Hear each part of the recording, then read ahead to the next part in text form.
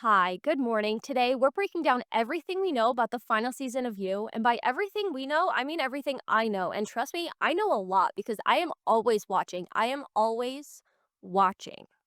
So, first, we'll talk about characters and trailers, then posters and teasers, and finally, behind the scenes photos and theories. All 10 episodes of season 5 will come out on April 24th. The season will pick up 3 years after the end of season 4, with Joe and Kate back in New York. In season 1, Joe deemed himself the last nice guy in New York, but by season 5, Joe is the luckiest guy in New York. Thanks to Kate's endless wealth and power, they regained custody of Henry from Dante and Lansing, and Joe's gone by without killing anyone since being home. Wow, good for him, we're so proud.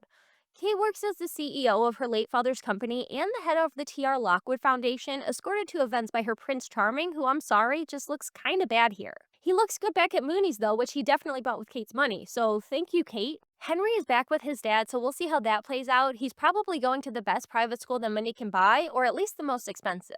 When it comes to enemies for Joe to make and characters for Joe to hate, that starts with Kate's family. First are her twin sisters Regan and Maddie. Maddie is an unserious socialite divorced 3 times who works a job at her father's company that's just vaguely PR. But innocent and unassuming as she might seem, Maddie is a master manipulator that is not to be underestimated. Regan, on the other hand, is outright ruthless and still married. Her trophy husband is Harrison, a pro football player with a real golden retriever vibe to him that I'm sure Joe is just gonna love. Described as cunning and cutthroat, Regan will be coming for everything as she tries to oust Kate as CEO, pinning a target on her back as she threatens a life that Joe's become accustomed to. Also working at their father's company is Kate's half-brother Teddy. While he was never really accepted by the family, he still steps up as a supportive and protective confidant for his sisters, and being rejected by his father may have helped spared him from inheriting the Lockwood quality that they all possess. Aristocrats as the rest might be, snarky but loyal Teddy understands what it's like being an outsider, and he could serve as an ally to Joe as he navigates life in the Sharkwood waters. Finally, there's Kate's friend Dominique. She's a hipster, she's aloof, she's fierce and clever and loyal, and she grew up rich just like Kate. But she doesn't let that stop her from being the caretaker among her scrappy artist friend group. Over in Joe's world, we'll be introduced to Bronte, who is a free-spirited playwright that comes to work at Mooney's. She's quick-witted and exuberant, with an impeccable taste in literature by Joe's standards, which are the correct ones. Bronte is exactly the kind of woman that Joe's been looking for, which is weird because Kate was the kind of woman he had been looking for, which is weird because Marianne was the kind of woman he'd been looking for, which is weird because Love was the kind of woman and Beck was the kind of woman. And maybe it's not about the women themselves, actually. So maybe we don't need to rank them. Maybe we don't need to call one of them a downgrade for being different and serving the story in a new way. Maybe you don't need to hate women just because Joe hates women. Just a thought, Bronte comes into the picture enigmatic, captivating, and invoking in Joe a nostalgia for his old self and making him question everything that his life is now. With her comes a new rival, Clayton, a pretentious, self absorbed wannabe writer. He shares the same controlling and vindictive nature as Joe, drawing his attention and ire. Now, little is known about Detective Marquez, but here's what we do know. She's a detective, and I would assume that Marquez is her last name. That's what we got. So finally, with more but also somehow less is Phoenix, and I still can't with Phoenix. So, quote, Phoenix is a shrewd and resourceful person with a strong moral code. Their young life was upended by tragedy, setting them on a course that led to New York on a search for a renewed purpose. Who are they and why do they cross paths with Joe? I don't know. I did have a theory, but I won't bring it up again. Although, I will just say in the first teaser for season 5, which was just 3 months after season 4, one of the loose ends specifically shown from Joe's past was Paco. So, if you know, you know. Other loose ends include Marianne, Karen, Minty, and Dr. Nikki, Henry, Sherry, and Carrie, Ellie, Lady Phoebe, and Nadia. We don't know who will come back to haunt Joe or how, but we can take comfort in knowing that the cage is back. The one constant that has always been here with Joe and will be with him until the end, the cage in the basement of Mooney's, is where Joe was always meant to be. The next trailer, which I call Cagey, the Cagey trailer, features Joe in a cage being cryptic, and I don't know what to make of it. Haven't we met? I'm sure we must have crossed paths. Perhaps I can refresh your memory. I'm Joe. Let's get to know each other better before we bid one last farewell. Who are you talking to? Me? The cage? Yourself again? The Lucky trailer reveals that Joe believes himself a true rags to riches story, which is hilarious. But thanks to Kate's obscene wealth, he's become the luckiest guy in New York. Truly, he's so lucky. He's a star. But we know that once Bronte shows up, he cries in his lonely heart, thinking if there's nothing missing in his life, then why does he want to kill his wife? I did a whole video on the official season 5 trailer, so I'll link that in the description and just hit the main points. Joe admits to burying his old self in order to maintain the life he's achieved with Kate and Henry and money and power. Bronte steals from Mooney's one night and Joe almost kills her but doesn't. Yet?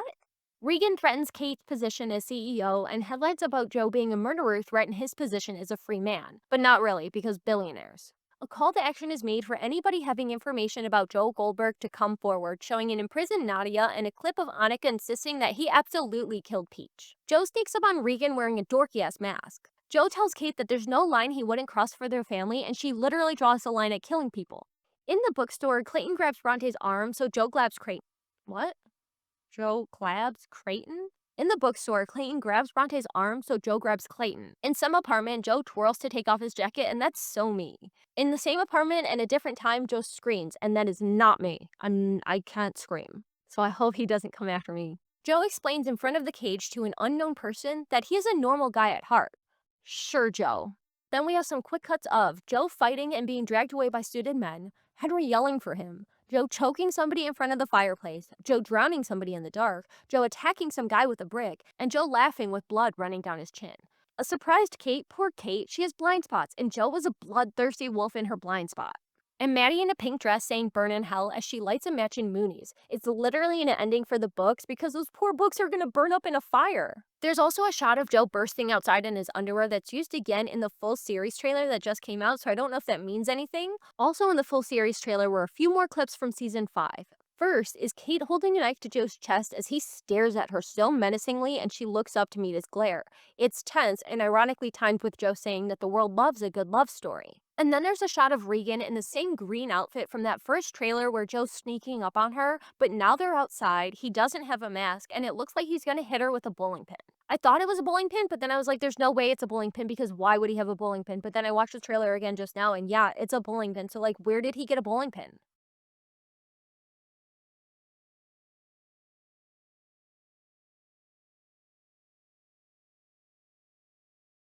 There are also two promo posters featuring souvenirs from past victims, news articles about missing persons from previous seasons, and a hidden message that spells out secrets do not stay buried. Next are more cagey trailers with different characters in the cage as Joe narrates about them. First is Mrs. Kate Lockman Goldberg, the love of Joe's life. For now. They saved each other and they understand each other, but their past could always come back to haunt them. So Joe wonders he would do anything to protect his family. Would Kate do the same? And my guess is no, because he's a killer and she's not. I made a whole video about it, go watch it. Next is Henry. Oh boy, Henry, the light of Joe's life. Joe wants to raise him right, to give him a better life than he had, to be better than he's been, but he sees so much of himself in Henry already, so he might just have to keep an eye on him. I'm sure in a totally non-stalker way that is absolutely nothing like what Tom did to Kate. Then there's Teddy, whose motives Joe questions, wondering if he's in it for the family or himself. And Regan and Maddie, the twins raised competing for attention, both eager to selfishly claw ahead at any cost. Finally, Bronte, a name so fitting and a woman so perfect, Joe wonders if he dreamt her up. Of course, she loves to write books, and her passion to be a playwright is captivating to our beloved book nerd. The last trailer features Joe calling himself out for not fooling anybody and still being that little boy from all those years ago wanting to be loved and accepted. He's built a life for himself with Kate and Henry, but wonders if it'll ever be enough. And the answer is no, obviously no. I will have already shown official promo pictures throughout the video, so now I want to enter into evidence some photos from filming before making my case on my theory. First, we have Joe and Teddy, cool dudes walking down the street. Then, happy family, Joe, Kate, and Henry. Joe and Kate on the street, and Joe and Kate on the red carpet. Joe, and then Joe and Bronte at an estate sale, and I don't know where his coat went. There are plenty more pictures of Joe and Bronte, and I am so unclear on when their relationship happens compared to Joe's, marriage to Kate. So there's Joe on the down low, maybe when his name is in headlines because it might be on this newspaper, and in the same outfit but with no hat so people can see him, he meets with some book lady. And then, Joe running. Who is he going to be chasing? Is he just training to take out Regan? Maybe, because then there's pictures of Maddie in black, which could be her sister's funeral, and things are tense between her and Joe. There is one photo of Joe and his maybe bro. I don't know. I hope so. I would love to see how that could go. Oh, there have also been pictures of Marianne. I don't know where she is or what she's up to, but she's back, baby. And a picture showing the actor who plays Will at a table read, which could be like he was called as a character witness if Joe is actually tried after his arrest, because, oh yeah, there's pictures of Joe's arrest, which we already knew he was going to be arrested because it was on a newspaper in the trailer, and Annika is basically accusing Joe of murdering Peach in some video. So let's talk about that. I could see Joe identifying Regan as a threat when she wants Kate out of the company, so he tries to sneak up on her, but she escapes, and he chases her outside where he attacks her in broad daylight, and somebody catches it on video. It's crazy, because that's crazy, right? But Joe is used to getting away with stuff and people not looking his way at all. And being so similar to how Peach was attacked in the park could give Annika reason to suspect Joe and cause her to remember that Joe was the one who warned Peach about having a stalker to begin with. I'm on to you. Hmm? It was you. You're the one that warned me. I have a stalker. We're trying to figure out who it is. You know, they say most people are stalked by someone they know. But I wouldn't be surprised if the remaining Lockwoods decide that it's best for the company to arm Joe with the best lawyers money can buy and get him off the hook. And honestly, it could work. Joe talks about how lucky he is. Maybe he is lucky enough to get away with murder. And then I don't know, could they divorce? Like, once Kate has done all that she can for Joe, she accepted him, she gave him his life back, she got him off the hook for another murder, and he's still bored of her.